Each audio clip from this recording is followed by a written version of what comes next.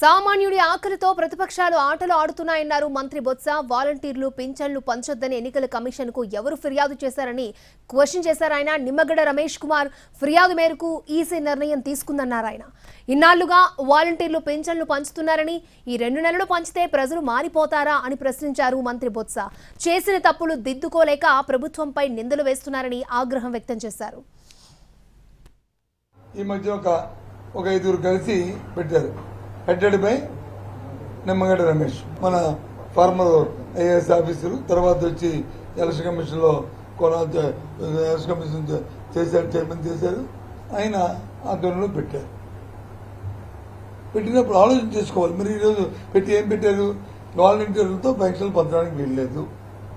ఈ 4 సంవత్సరాలు వచ్చి వాళ్ళే కదా పంచారు. ఈ 2 నెలల్లో పంచితే ప్రతి వచ్చి మారిపోతారా? ఆ వృద్ధుని, వికలాంగుడిని, ఆ వితంతువుని, గీత కార్మికుడిని, నేత కార్మికుడికి ఇవాళ ఇది ఇబ్బంది కాదా? తిరిగి పైపెచ్చు ప్రభుత్వం దగ్గర డబ్బులు లేవంట, అందుకని ఇది ఇచ్చాల్సి.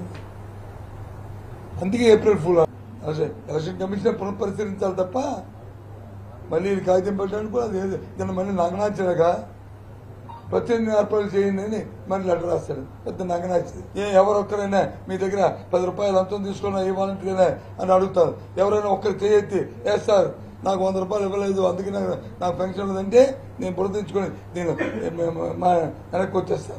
1,35,000 మంది సెక్రటరీ ఉన్నారు కదా, వాళ్ళు మీనే నియమించలేం కదా, వాళ్ళు ఈ ప్రభుత్వ ఎంప్లాయీలే కదా.